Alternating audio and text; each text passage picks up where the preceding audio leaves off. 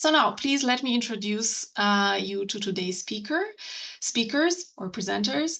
So first, we have the 4 program chairs of the next Learning, Analytics and Knowledge Conference that will take place in Dublin, Ireland, next year in March. They are Jelena Jovanovic from the University of Belgrade in Serbia, Alejandra Martinez-Mones from University of Valladolid in Spain, Mills from the University of Minnesota in the US, and Xavier Ochoa from New York University in the US. They will also be accompanied by Grace Lynch, who is the executive manager of Solar. Right. At the end of the presentation, you will know what you should do and what not do for having your paper accepted at LAK. So thank you for being here, and dear presenters, the floor is yours.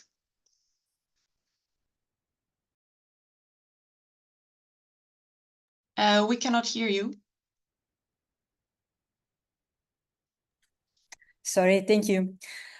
So thanks again. First, hello everyone, and thank you for attending this webinar. I will start by giving you first a quick overview of what we are going to cover today, and then slowly start with the overall presentation. So, we all know why we are gathered here today to talk about the next edition of LAK conference, and we all know that it is the conference for learning analytics.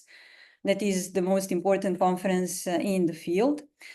The conference proceedings are listed among top 20 venues for educational and technology research. And each year, the conference gathers more than 500 participants. Regarding the acceptance rate, something that interests us today, it is about 30% each year. So next slide. And we will start by giving you an overview of the overall review and acceptance process, or as Javier put it, what to expect when you're expecting, but not baby in this case, but your paper to be accepted for publishing. So, of course, the first thing is to submit your paper, and you should do that, according to deadlines, which we will remind you towards the end of this presentation. And after the papers have been submitted, the first thing is that they go through desk review.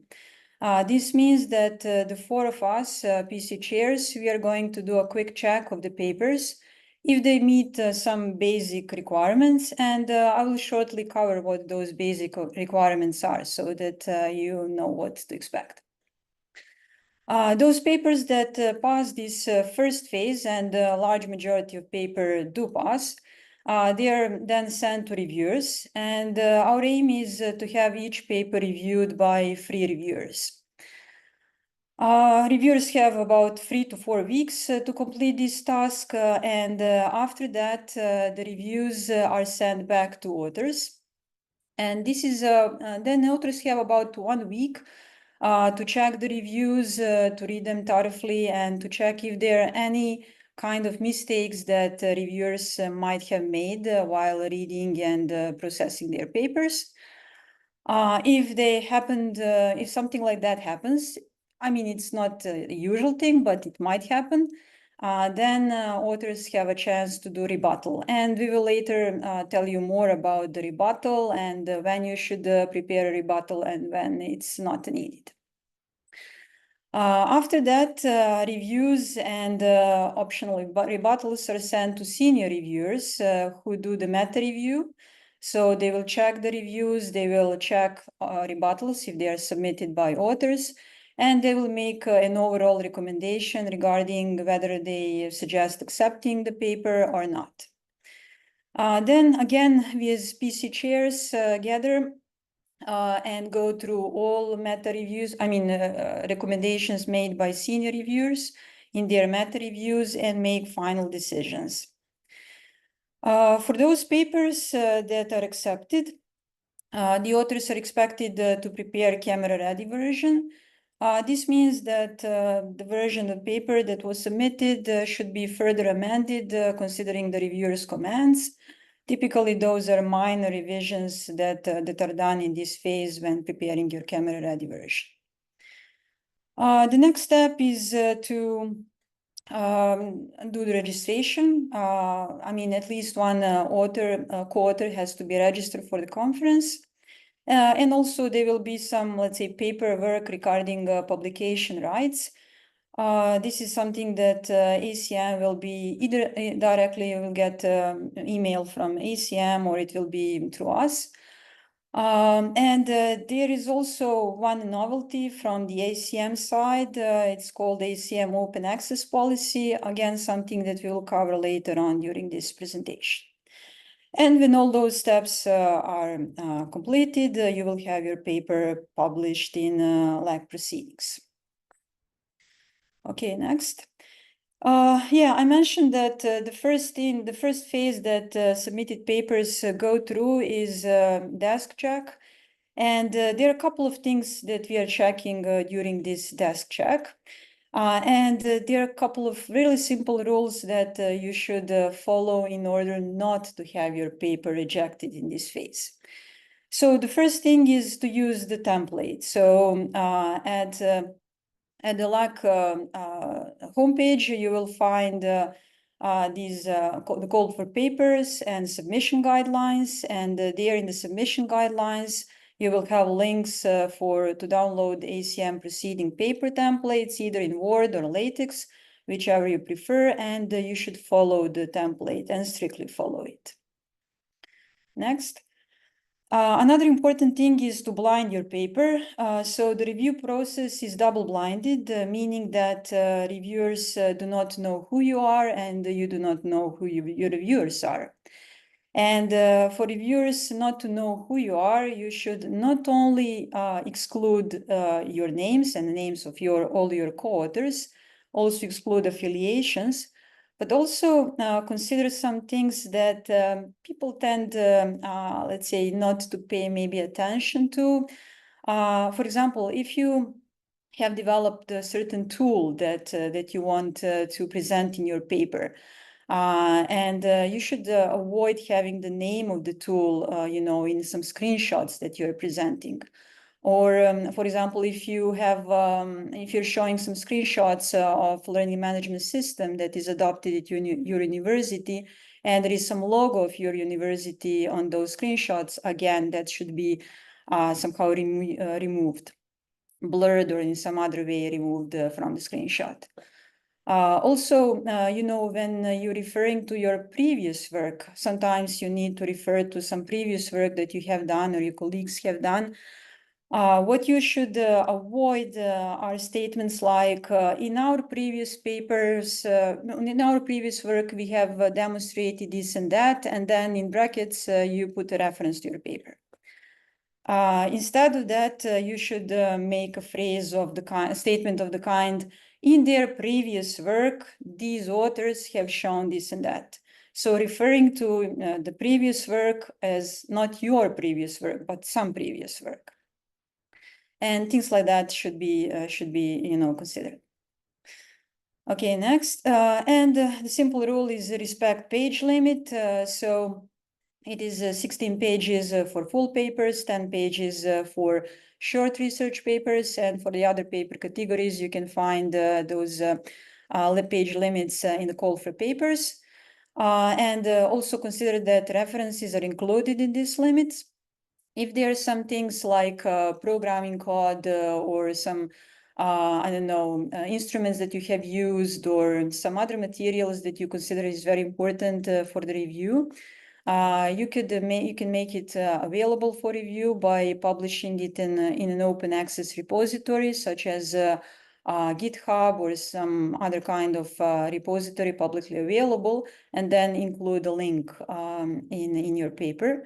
But what you should avoid is, for example, putting things in a Google Doc that is linked to your account, and then not anonymizing that Google Doc. That's something that should not be done. So better use public repositories. Okay, yeah, I think I'm now handing it over to Javier. Thank you, Jelena. Okay, I will talk about what is a good learning analytics paper. In reality, it's just how to write a good paper. We will cover certain things that a good learning analytics paper should have. We will talk about it should be relevant for learning analytics. It will be well positioned. It have a clear and suitable methodology, a strong contribution. The conclusions will be well supported, and the connections to the learning analytics loop. So let's start with the first one. First, learning analytics. Well, if we want to publish it LAK, for sure you have seen this definition. And the important thing is what it is measuring, collection, analysis, and reporting of data. So that's giving an idea of what we do, for whom we do it, for learners and their context. So it's educational data that we are processing. There are a lot of different ways to define learning data, but that's part of the analysis that we do as our reviewers, what is considered learning data. And finally, why we're doing this is for understanding and optimizing the process. We are not doing it just for curiosity. So based on this definition, what are the do's and do nots of writing a relevant paper for learning analytics? And we want to see these things mainly in the introduction of the paper. So when you are writing your introductions, be sure to first state clearly why it is relevant for learning analytics. So you have to write, even if it's obvious, so you just have to say this paper is important for learning analytics because, and give it a reason. Don't assume that it's obvious and everybody will understand it. Some reviewers will say, okay, this paper is not in the scope. Yeah, and it's easier to refute that if you are clearly stating why you think it's in the scope. Yeah, what is relevant for learning analytics. Second, why it is important. And this is, it's not about what is important. You already say that this is relevant for learning analytics, but it should be about an important problem. Yeah, you are trying to understand or improve an existing important problem in learning. You are not just trying to rearrange the decks of the chairs in the classroom. You are doing it for a real purpose, for something that is important. It has to be about learning. It should not be about the technology that you are using. It's not about the sensors. It's not about the ChatGPT or large language models that you are using. It's about the learning. The problem should be related to the learning.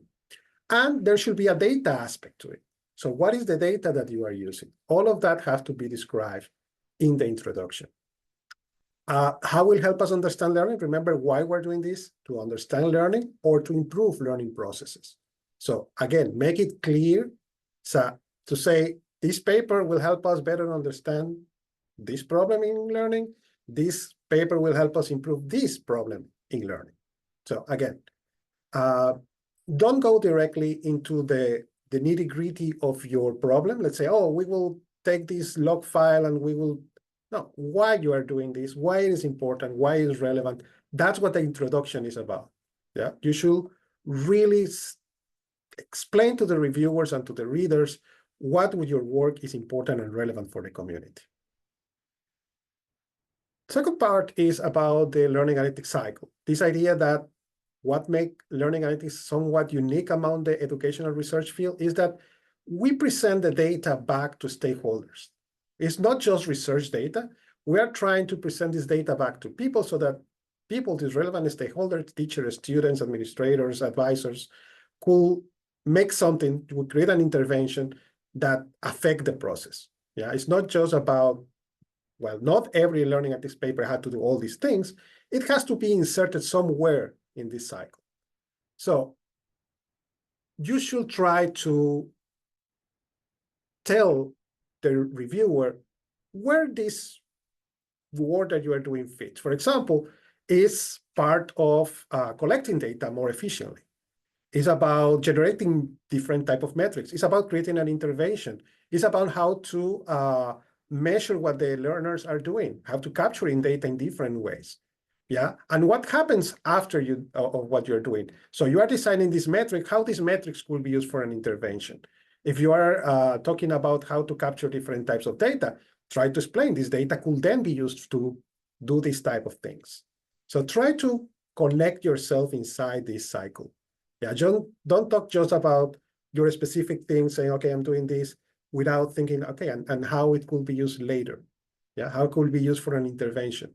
Yeah, how it could reach potentially at some point the stakeholders. Even if you're in an early research stage, try to think on, okay, how this data will help us improve. Not us improve, but them to improve the process. Another thing that is important is positioning the paper. This is very relevant or very connected to the previous two. And positioning is a strategic process of situating your paper within the broader academic and research landscape. What is strategic? Because there are several ways to position your paper, and you have to decide what is the best one for this specific problem, for this specific conference, for this specific audience. So you need to position your paper. And what is to position your paper is to locate it inside a research landscape. And here for me, the best analogy that I could give you position a paper is part of a conversation. It's your contribution to a larger conversation. You don't arrive to a conversation and start speaking. You arrive to a conversation, you hear for a while, you know what they are talking about, you know what are the positions of different people, and then you intervene. This is positioning your paper, saying how your paper fit in the global conversation about a topic. So first thing that you should try to do, and this have to be very clear in the literature review, discuss previous relevant attempts to understand the same problem. You are not, for sure, you are not the first one trying to address this problem. So say, okay, these other people trying in these other ways, and this was the result that they obtained. Sometimes you will have previous learning analytics literature. Try to cite learning analytics literature if it is available. Sometimes there is not. Maybe this is the first time that this problem is treated inside the learning analytics field. So you don't have this, but most probably there will be something. Connect, and it's not just about citing works, and this is what say the paper dropping, that say don't do the paper dropping. Paper dropping is basically just listing a list of papers because they are important for learning analytics, but they just doesn't have anything to do with your work. So you have to connect it to, this is why this paper is relevant for what I'm doing. But also say why your paper is different from those previous attempts. If they have tried that and it didn't work, how your work was different and how you assume that it will bring a different result than whatever we already know. Don't force the reader to create the connections for you. Don't, okay, these are the papers and this is my paper, but don't try to connect them. Yeah, then you are forcing the reader to say why this is relevant to what you are doing. Or leave holes. Maybe you are talking about, imagine that you are using self-regulating theory in your analysis. Cite self-regulating theory. Explain a little bit what it is and what is relevant to what you are doing. Don't leave like, okay, it's well known, so I don't need to cite those things. Yeah, you need to cite those things. Yeah, and the worst thing that you can do is thinking that your paper is so unique that don't need to be positioned as a part of a conversation. Yeah, okay, very difficult. It's very difficult to find a paper that don't have anything to refer to. The next part is the contribution. And what is the scientific contribution? Is a novel input in the research that is valuable for a community. Yeah, so these two things, it has to be new and it has to be valuable. So what is a strong contribution in the field of learning analytics, or how you present this contribution in your paper? Normally in the introduction, in the literature review, and in the conclusions, normally. You can add it in other parts, like in the discussion of your results, but mostly these are the key sections where you show what is your contribution. Then the first thing, the most important thing is say loud and clear, this is the contribution of my paper. The contribution of my paper is ... Yeah, don't assume that it's obvious. Don't make the reviewer think what is the contribution of your paper. Yeah. Clearly explain why it's valuable to the field, okay, connected to the loop, why finding this is important for learning analytics, why this contribution is valuable, yeah, why this contribution is new. Explain the generalizability of your findings. For example, it works for you, but remember, it has to be valuable. Valuable, what it means in the scientific community, that other people can use it to solve their problems. So you have to show that the results that you get could be reused somewhere else. It's not something very specific only for you. That's what is in the don't say think that because it's valuable, the results are valuable for you or your institution, they will be immediately available for everybody. Yeah. If your content is so specific that nobody else could replicate it, your findings are really not that transferable to others. And very important, and we just remember that before the talk, is select the right track. The level of your contribution is related to the type of track that you select in the conference, full or short. It's not about the length of your paper. Really, it's about the type of contribution that you are doing. If it's a conclusive, a mature conclusion, like you say, I have analyzed a lot of people with the right methodology, and I got to this conclusion that is most positively true, maybe it's a full paper. If we're exploring, we find some indications but there is more work to be done, that's the sign of a short paper. So don't think about the length as what differentiates these two tracks. It's more about the strength of your contribution. It's a very novel, very important, very confirmed by statistics kind of conclusion. Is a full paper. And also, we will talk a little bit about don't overgeneralize your contribution. Again, it's okay that it worked for you and it's connected to this. One result doesn't mean that something has been proved already. So be kind of humble with your conclusions about your contribution, because yeah, it's just one more piece of data to better understand learning. Okay, I continue. Methodology. Remember, your paper have to be a clear methodology. And what is the methodology? Or what is the purpose of the methodology section in your paper? It's about providing a detailed and transparent account about how you conducted your research. For what? To allow other people to assess the validity and reliability of your study, saying, okay, how true are the results that you are presenting me, but also to potentially replicate your research. So imagine the level of detail that you have to add in the methodology section so other people can do exactly as you did. So that's why the methodology section is there. It's not just to fill a space in the paper, it's really to allow other people to understand what you did, and if needed, replicate what you did. So what you should do, clearly state what are the research questions. That's some issue with some papers, that they don't mention any research question. They just start doing analysis and getting results, but you don't understand why they are doing those analyses, because there is no research question. Most papers, there are conceptual papers that don't have to do this, but most of the time, you need to have a research question. So have it there. Clearly state the research design. So this is how we recruit people. This is how we sit them around the table. This is the devices that we use. This is how we capture the data. This is how we clean the data. This is how we analyze the data. So all the steps need to be clearly defined. Bring relevant learning theory to why it's not just saying, I did this, I took this design decision for my research. It's why you took that decision. Why you use ANOVA instead of this other thing. Why you use this type of sampling versus this other type of sampling. Why you select to have 30 people instead of 120 people. You need to bring some learning theory when needed, statistics theory when needed, to support the decisions in your research. Justify the methodological choices, again, based on theory. Use accepted methods according to your research tradition. We have a lot of traditions. Some are qualitative, one will be quantitative, one will be more about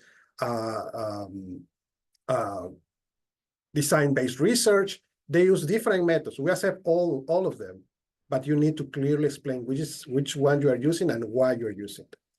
And the reason of all these things is that your paper are rigorous, that you can demonstrate that your methodology is rigorous, so the conclusions that you arrive will be believed. Yeah, so this is the whole point of this. So don't remove details. Don't assume everybody knows, oh, this is the way to do it. I don't have to explain why I use an ANOVA here. Everybody knows that ANOVA is using this way. explain why you're using the things that you're using. Not everybody knows the same things that you know that you do. And assume that descriptive statistics are enough. And this also is very important.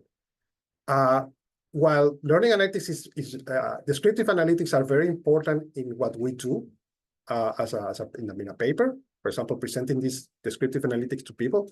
For research purpose, descriptive analytics are okay to explore a problem, but don't try to use learning analytics to prove that something is there. Just saying the fact that 80% of the students did this versus 60 that do that, maybe that's because of chance. Yeah, that's why we have inferential statistics to try to prove things. Yeah, and also machine learning is not necessarily statistics, so you have to choose your methods and reason why you're using the methods that you are applying.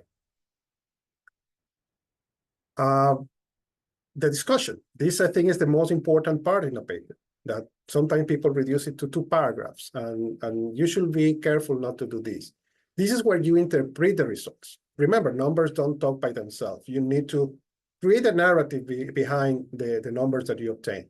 Yeah, so you have to situate them without the broader context of the existing research. You have results, you have to put it out there in the conversation. These are my results, and these are how they compare to other results. It's not just discussing, oh, I found this. It's I found this, and this is how they is related to previous findings. This is what's the implication of this for, and significant implication for other research. The limitations of, yeah, we found this, but yeah, maybe if we repeat it in some different contexts, we will find something different. Yeah, that's just a limitation of research, and there is nothing to be ashamed of.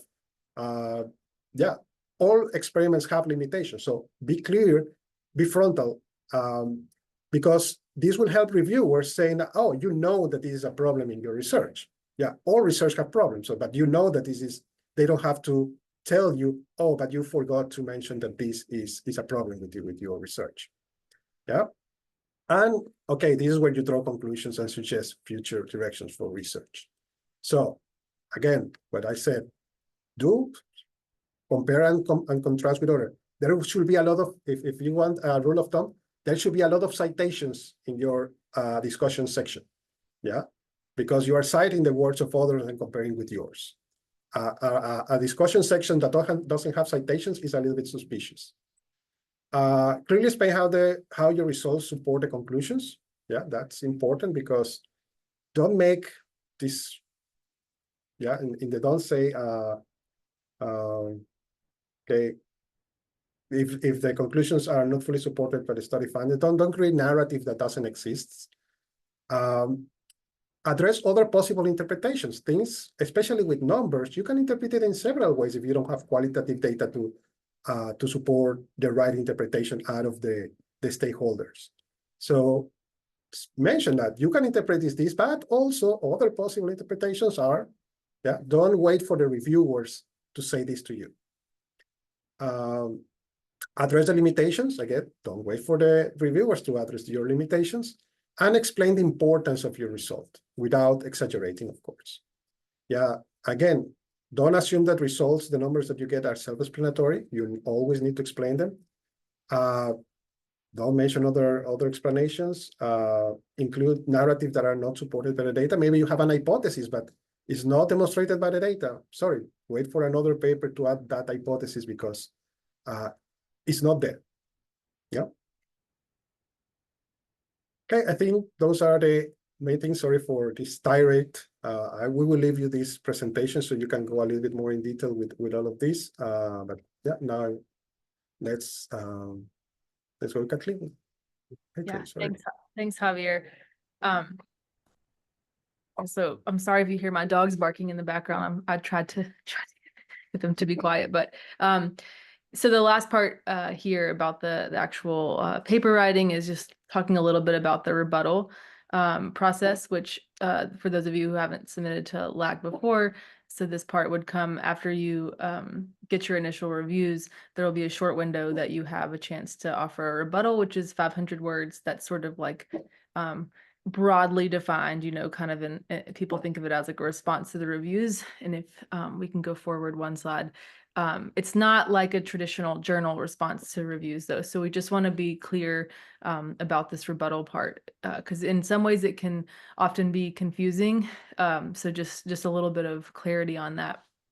So you'll have a 500 word sort of limit, and that will go right into the Easy Chair system, where you're really responding to a few things that you got in the reviewer comments. And I'm actually gonna start with the don'ts here instead of the do's, because I think it makes it maybe a little more clear to start with what a rebuttal is not.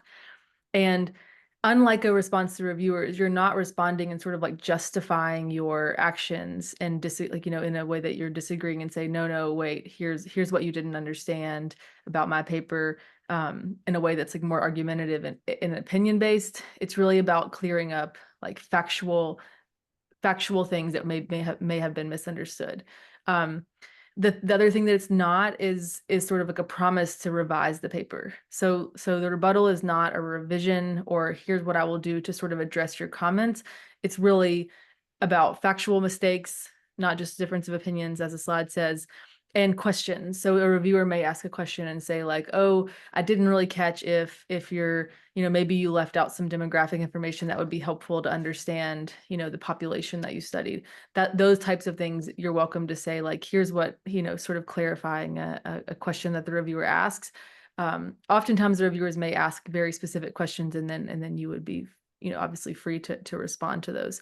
But 500 words seems in some ways like a lot, but it's really not very much. So you're not, in most cases, you just want to make it to the point and be strategic. And I think the slide before this even had a little, like as the intro, it's not for everybody. So you don't have to actually use all 500 words if you don't need to. And you also are not required to submit a rebuttal. And so just to kind of say a little more on that, if you feel like there's nothing that fits into this do category there, if you feel like there's no questions that you need to address, no factual mistakes that you think that you need to sort of clarify, a rebuttal may not be for you. So sometimes people feel sort of like the need to submit one, maybe to just like offer up things that they would do in a revision. That would sort of be in the hard don't category. And so really think about whether you are able to do these do's in your rebuttal, because at the end of the day, when you submit those rebuttals, if they're not sort of in line with instructions, the reviewers and meta reviewers are really asked not to take that into account. Like what you would promise to change is actually not supposed to be sort of part of this process, just to hopefully make that a little more clear. Javier, Jelena, anything else that you would add to that as we sort of close off of this paper writing process part?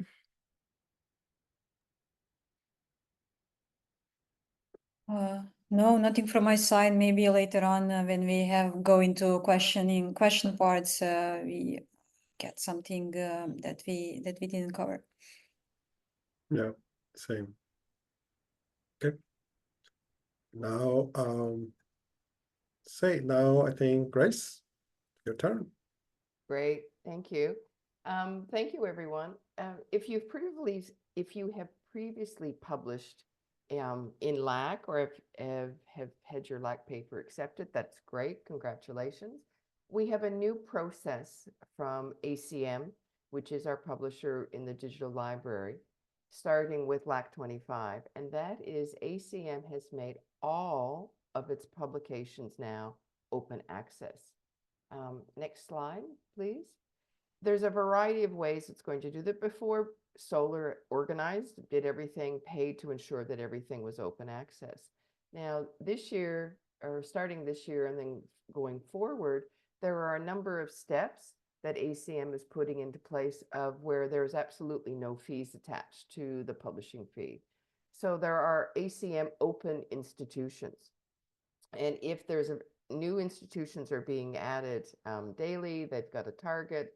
We're going to share some steps on the website of what to do to check. If any author, it's not all of the authors, if you have a co-authors looking at it, if any author their institution is an ACM member, then no fees apply to that paper. If any of the author's institution is located in a country covered by a number of ACM specific agreements, no fees will apply to that paper. Next slide. There are then a variety of other ways of the doing. So if you're not in a participating open access, or your authors come from countries with specific agreements, then there are other steps around with if you're listed in different income brackets at the World Bank, looking at those sorts of things for disadvantaged, emerging, and at least one of the authors is an ACM member, then there is a publishing fee. And you can see from on the different slides, there is a gradient of those slides from potentially 350 per paper, depending on where you are, if you're an ACM member or not, which scales from 350 to 500 to 700 to $1,000 per paper. If nobody is an ACM member, you don't belong to any of the countries listed in steps 2 and 3, which will share the links to the website, if there's not those sorts of things. So there is a publishing fee. Next slide, please. Please don't stress what we're doing. Their ACM is also putting into place a needs-based waiver. Nothing happens until after your paper is accepted till LAK. But you should start to try to think about those steps and look at to where you are. And we're working with ACM very directly. It's going to be a very, very simple web form with 4 or 5 simple questions. If you say that we've tried, none of our institutions are in the open access, we don't come from any of the countries within those areas. You've checked with your institution if they have a publishing fund. Many, many institutions have a pool of money for their staff and students to pay for open access publications.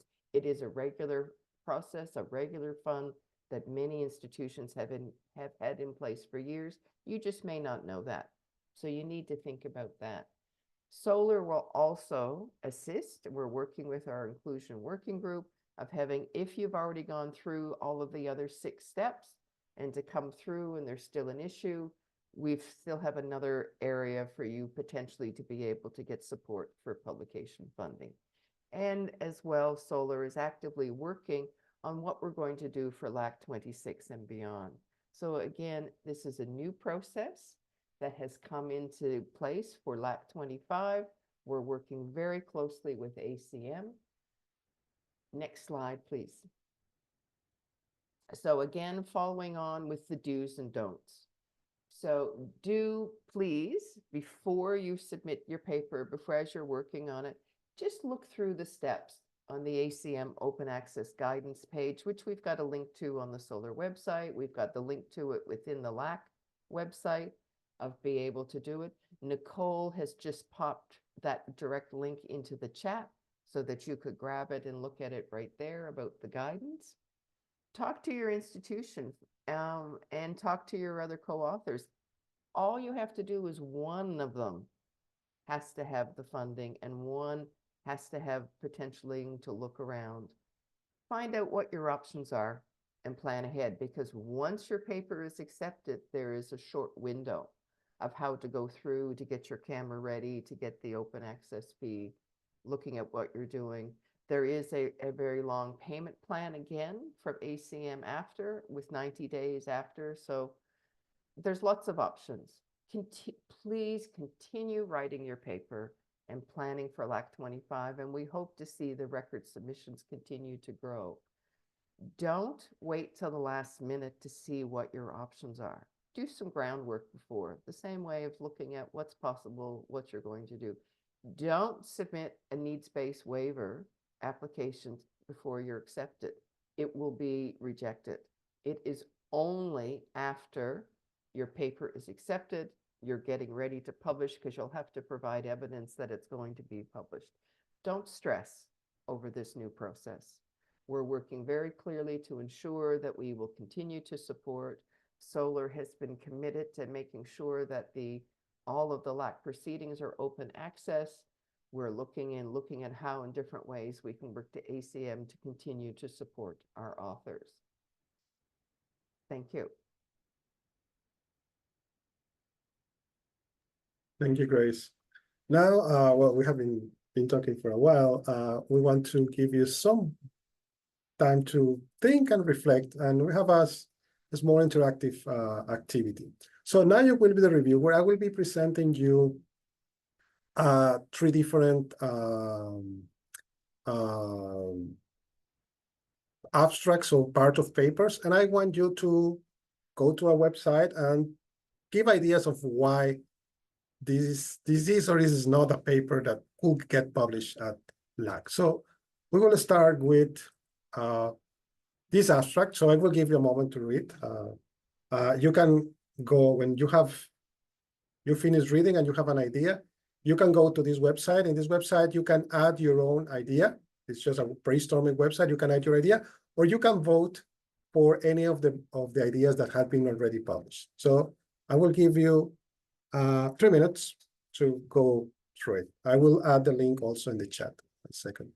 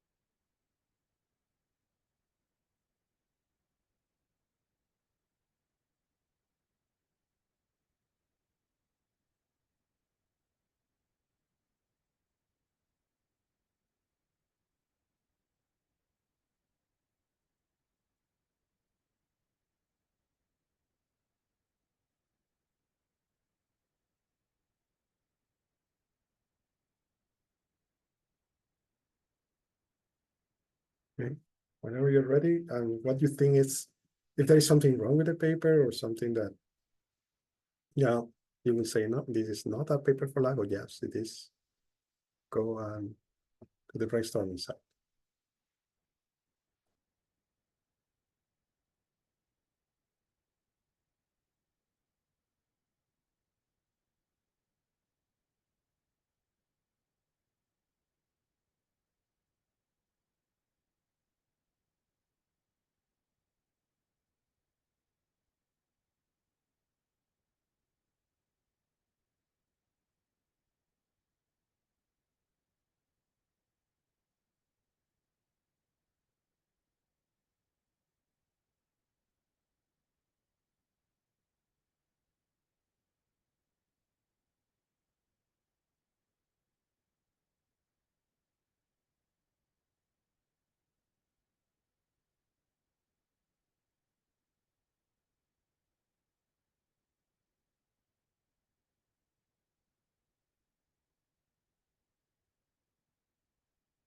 Okay, 1 minute more.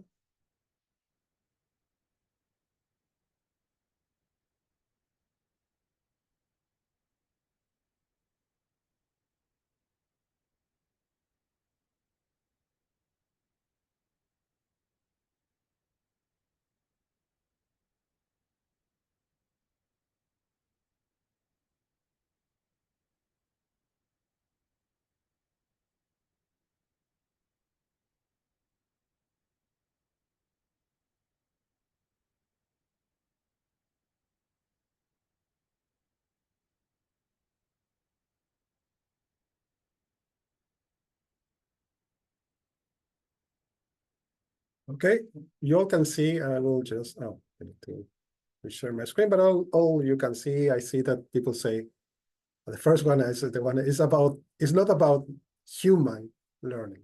It's about learning, machine learning, of course. It's a machine learning paper. But it's not really clear how this will affect learning. Yeah, we can predict things, but the fact that we can predict things don't make that prediction useful necessarily. Yeah. There could be uses for this, but it's not explaining this abstract. It's not saying what is important. Yeah, so it does not address why forecasting student academic outputs is important. It doesn't say how it's connected to learning analytics, or what we can do with this prediction. That's the point. It's not connected to the learning analytics cycle. Imagine that you have this prediction and it's not 67%. Imagine that it's 99%. It still is not clear how the instructor could use this prediction to do something in the classroom. Maybe they can, but at least they don't mention in the paper. There is not comparisons from previous work. Well, in the abstract, is normally you don't have previous work that much, but yeah, it's not really positioning in the field. Okay, let me just have a final refresh of the page. But yeah, those seems to be the main ideas. Let's go with the next one. So this is kind of extract of the methodology of a paper. Yeah. Imagine that this is the whole methodology section.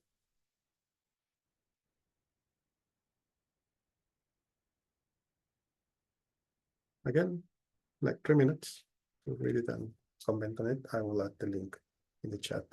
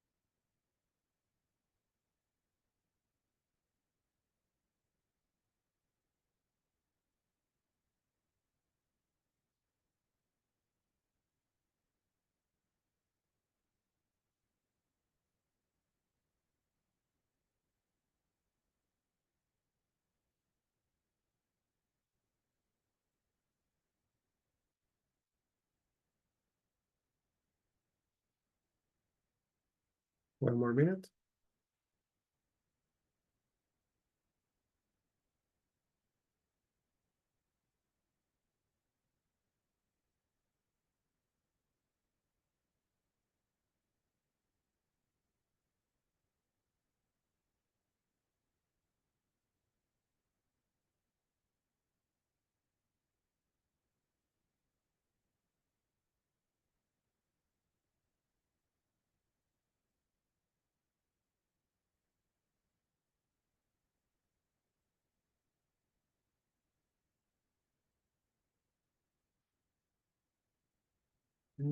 Answers is arriving.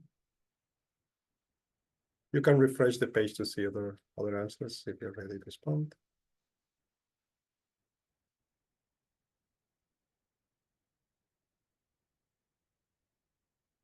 Yeah.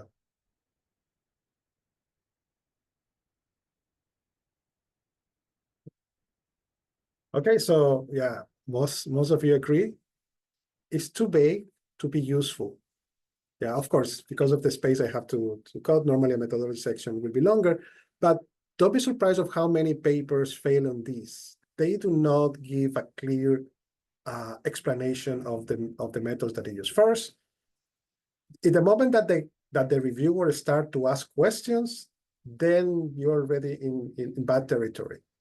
So the moment that the reviewer start asking who coded the transcripts, how many, what was it was 1 people, 2 people, was iterator reliability, what was the code book that was used.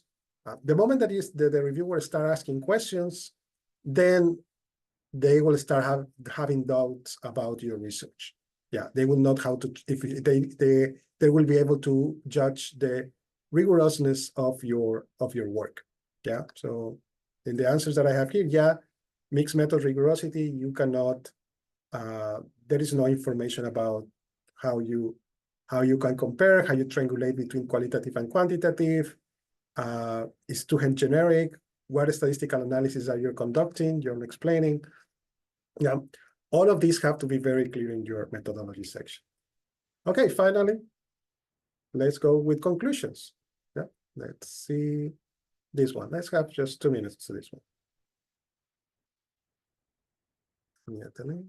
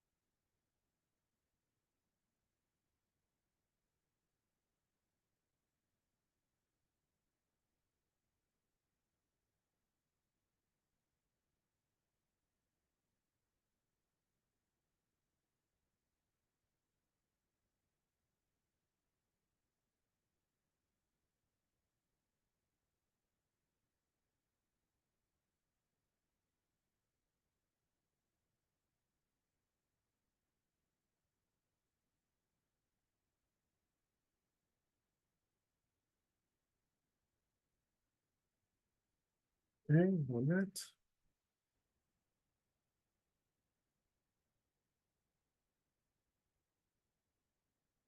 Yeah. Okay, so yeah, again, agreement on the brainstorming. Well, several things. One is unrealistic to think because you have a prediction model with 67% accuracy that you can replace human assessment. So no, even having a 99%, I will say that there are good reasons why you should not replace human assessment. They're not realistic, overgeneralized, and more importantly, you don't discuss the limitations. You don't discuss what happens if because you only have 67%.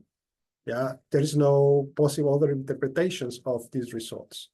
Yeah, so you see, by the way, all of these examples were generated by our esteemed colleague CHGPT. So as you see, yeah, they are sometimes too obvious. I ask, can you generate a methodology section with these flows, and was able to do it. But you see this, but even reading this, I was like, this is not very far from some papers that I have read and I have rejected before as a reviewer in LAK. And I think this is experience for many of us that are several reviewers. Sometimes you say, okay, this is good work, but yeah, if only they have explained this, if only have going more careful with this. And that is what we'll try to do with this session, is like, try to avoid these easy things that you can avoid and have in your paper getting accepted. Okay, so Nicole, I give the floor to you to get us logistics. Thanks, Javier. Hi, everybody. So I'm just going to quickly go through some logistics reminders before we hop into the Q&A section. Our message is like the open access policy that's new, plan accordingly and plan early. Next slide. So these are just a quick reminder of the important submission dates. That's September 9th is for workshops and tutorials, which is much earlier than normal. but we want to allow us to meet our publication deadlines and also to get that program up so that registration can open and the conferences earlier this year. So September 23rd, full and short research papers are due. October 7th is practitioner reports, doctoral consortium, and leadership academy applications are all due. Then November 4th, posters and demos are due. LAK, we do not do extensions. There has been one time since I've been involved that we did an extension. That will not happen this year. So I just want to make it clear that unfortunately we just do not have the flexibility in the schedule with the review schedule. So all the dates that are listed on the website and that have been communicated, those will not change. So plan accordingly for those, please.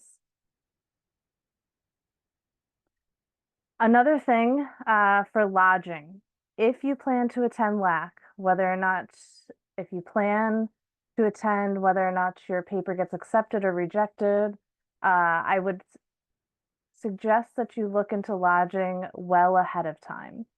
On Saturday, March 8th, there's a large Six Nations tournament, Dublin versus France, that will take place in Dublin. If you have the luxury of potentially wanting to go to that, that would be awesome. Look into that now. But if for those that don't have any interest in it, but still want to attend LAK, look into lodging. We do have some hotels listed on the website now. There's other options. We don't have technically a conference hotel. We are in the city center of Dublin, so your options are endless. But I encourage you to find them early and look at the cancellation policies. Make sure you understand the cancellation policies and the implications should you have to cancel at a later date. But book early, and if you have the option to cancel, you can do so at a later date. And that's all the logistics that we have. If you have any logistics questions or general LAK questions, you can always reach me at lakconference@gmail.com. But I'll throw it to the PC chairs for the Q&A. Okay. If you have questions, please add it to the chat. We'll be happy to answer. Javier, there was an earlier question from someone that wanted you to go over the LA loop again. Oh. Yeah, just get there. And then while Javier is doing that, if anybody else has questions, you can pop them in the chat and we can circle back to them. Yeah, so the learning analytics loops is this idea that learners produce data, data is being analyzed, metrics, analytics are created, dashboards, for example. These are fed into interventions that affect learners that produce new data, and round and round you go. The idea is that in learning analytics, there is this idea that the loop is that the data that is produced at some point need to reach the stakeholders. We differentiate, for example, for traditional educational research in that we don't just analyze the data for researchers to know more about learning. Yeah, that's possible. But also we imagine that at some point that data could feed back into the learning process. So stakeholders are teachers, as teachers or students can use the data to manage or improve their own learning. So if you imagine that you are creating a new metric to measure, for example, engagement, you may want to think on how that metric, engagement metric, could be used by teachers. Cool, maybe they should not, but try to connect it into this loop, into this cycle of intervention. Basically, try to see how you can create an intervention based on the things that you are doing. Maybe you are very early in the process. You are in the capturing data. For example, multimodal learning analytics is about how do we capture different things from the environment. Maybe you are here, but at some point you think in your conclusions, in your discussion, you say, okay, maybe this in the future, when it's established, could be used for this. Yeah? It's a very good way to show that this is important for learning analytics, is that you can make it part of the loop. I hope that solved that question.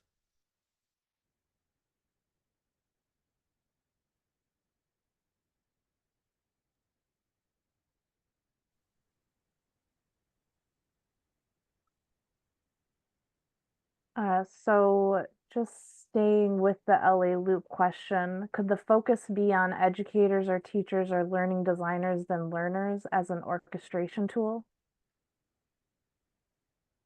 I don't, Jelena. Yes. Yes, of course. Any stakeholders of the learning process, and it's not just teachers and learners. It could be administrators, it could be advisors, it could be learning designers, it could be game designers. Anybody that has something to do in this learning process.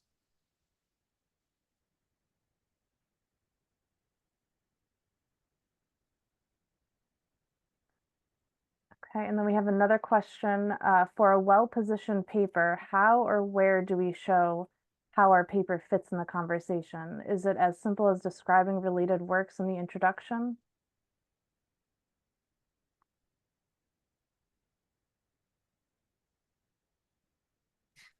Sorry, I started talking by being muted. It's good to start introduction, give a first quick positioning of your paper with respect to what has been already done, how the problem that you're tackling has been tackled before in literature, and then expand on it in the literature review section. And always, referring the work that has been done, and then identifying what are, let's say, the drawbacks, or what are the limitations, what has not been covered by that previous work, and that you're going to cover in your work, or how differently you're going to cover it. And by doing it in a different way, you're going to provide some additional benefits. So to summarize quickly, first positioning is within the introduction section, and then you expand further on it in the literature review.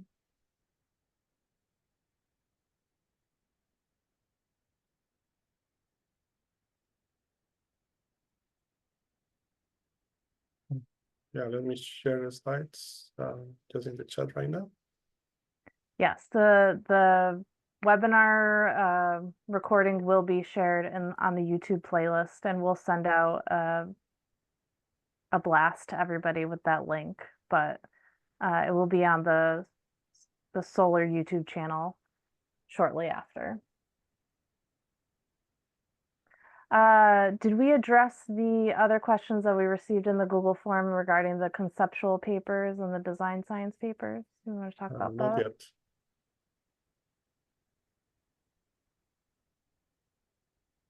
So previously, we had asked for Q&A to be submitted to a form if they weren't going to be here. So the question was, will LAK25 accept conceptual contributions, or is it limited to solely empirical work?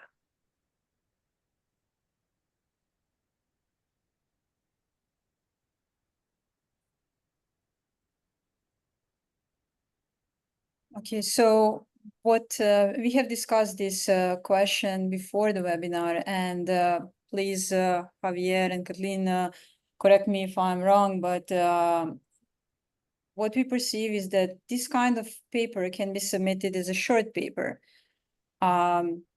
It's not, it has to be well positioned, it has to be well argued, it has to be well theoretically grounded, and so on.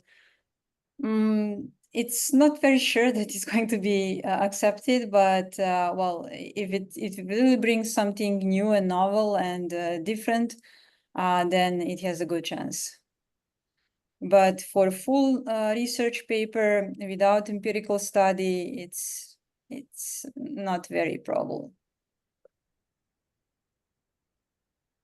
Yeah, there are some examples of, yeah, when you create a framework to understand some part of learning analytics, and you support that framework with a lot of previous, for example, from psychology, from cognitive science, and you have a very strong theoretical background. Yes, but being the conference that we are normally, yeah, it's easier to to get accepted with an empirical paper. Or if you have a conceptual paper that say, okay, I want to advance this idea, a short paper normally is the way to go.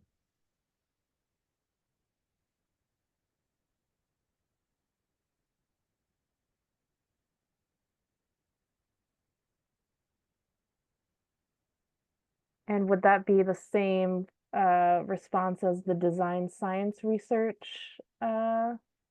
question? Or do you want to address that separately? No, I think it's the question is, to LAK accept design-based research? Yes, it's one of the traditions that we have in the field. However, you have to be very careful to do design-based research and not just design-based process. And what is the difference? That you need to have a scientific contribution as a result of your iterations. So you analyze your interactions and you contribute back to theory with those iterations. It's not just enough that we iterate several times and we improve our tool. That's good for as a practitioner paper, but if you want research, there should be a research component. How going through those iterations help us better understand the learning analytics process in general.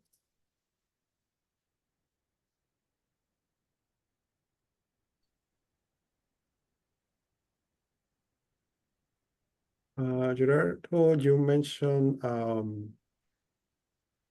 if most of our if there is a lot of reviewers with educational background, I would say it's 50-50. I don't know, Jelena, Caitlin. Yeah, it's something like that. I mean, it's people from different backgrounds. It's simply far from being dominantly from computer science background. So, you know, when reviewers register with the system, then they are asked to choose, let's say, areas or topics within learning analytics that they feel comfortable doing reviews. And when assigning papers, we try to do this kind of matching between reviewers' expertise and the papers that are assigned to them. So it's not always perfect, but it works.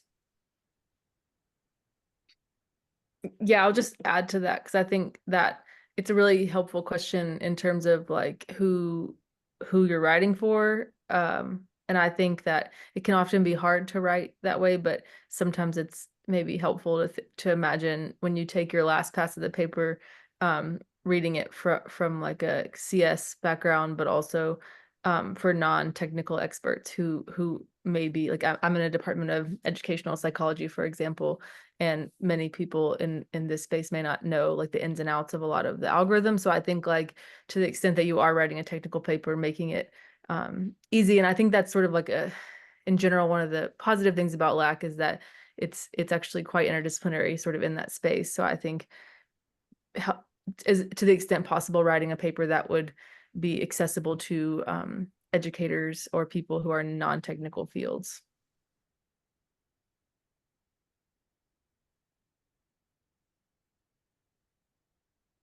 Yes, and this is also something that you should have in mind when writing the methodology, and specifically if you're using some, you know, kind of data analysis methods or modeling, you know, techniques that are somehow not very typical and maybe very typical for your specific area research and your background, but not for majority of people who would attend LAK.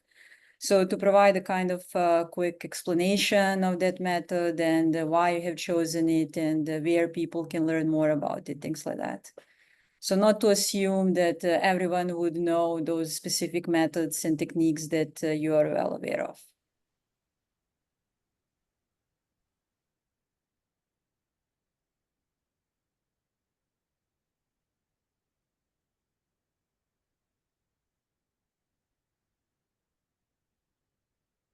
You have any questions, just add it in the chat. No?